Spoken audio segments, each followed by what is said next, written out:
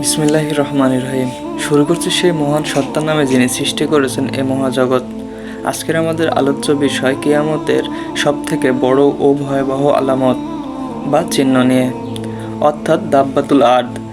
আখিরি জামানায় কিয়ামতের নিকটবর্তী সময়ে জমিন থেকে দাব্বাতুল আরদ নামক এক অদ্ভুত জন্তু বের হবে। জন্তুটি মানুষের সাথে কথা বলবে। এটি হবে কিয়ামতের নিকটবর্তী হওয়া অন্যতম সর্বশেষ ভয়াবহ আলামত। পশ্চিম আকাশে সূর্য উদিত হওয়ার পর তওবার দরজা বন্ধ হয়ে গেলে এটি বের হবে।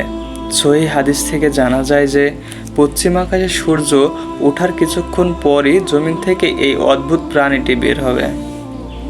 তওবার দরজা যে একেবারে বন্ধ হয়ে গেছে এ কথাটি চূড়ান্তভাবে প্রমাণ করার জন্য সে মুমিনদের কাফেরদের থেকে নির্দিষ্ট চিহ্নের মাধ্যমে আলাদা করে ফেলবে।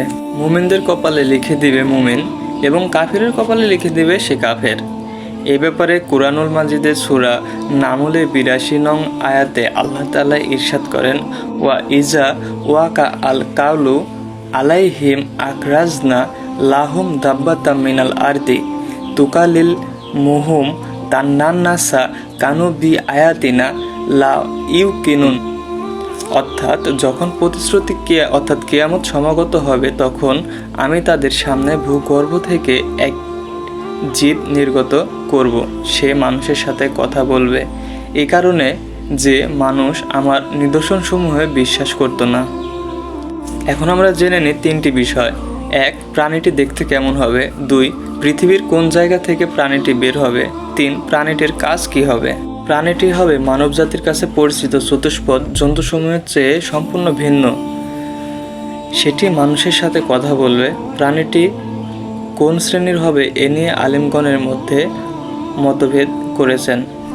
ইমাম কুরতুবী বলেন এটি হবে হযরত সালেহ আলাইহিস সালাম এর উটনির বাছুর। যখন কাফিরেরা উটনিকে হত্যা করে ফেলল তখন বাছুরটি পাথরের মধ্যে ঢুকে পড়েছিল।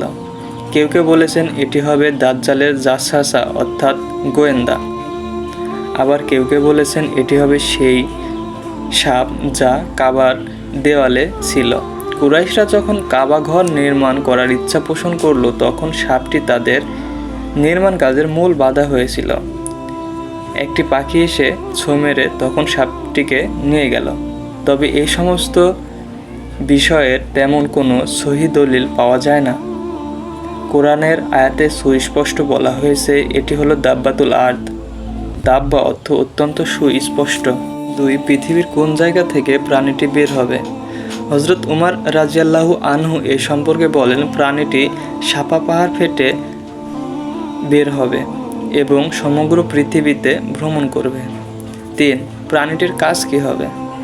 প্রাণীটি মানুষের সাথে কথা বলবে এ বিষয়ে যে মানুষ আল্লাহর আয়াত ও নিদর্শনসমূহ বিশ্বাস করেনি সে মুমিনদেরকে কাফের থেকে নির্দিষ্ট চিহ্নের সাহায্যে আলাদা করে ফেলবে। নবী সাল্লাল্লাহু আলাইহি সাল্লাম এ বিষয়ে বলেন, দাব্বাতুল আরদ বের হবে এবং মানুষের নাকে চিহ্ন দেবে। অতঃপর মানুষরা পৃথিবীতে জীবনযাপন করবে। এই বিষয়ের মাধ্যমেই মুমিন ও কাফেরের চিহ্নিত করা যাবে। ভিডিওটি ভালো লাগলে অবশ্যই বন্ধুদের সাথে শেয়ার করবেন আর এমন সুন্দর সুন্দর ভিডিও পেতে চ্যানেলটি অবশ্যই সাবস্ক্রাইব করবেন। ধন্যবাদ।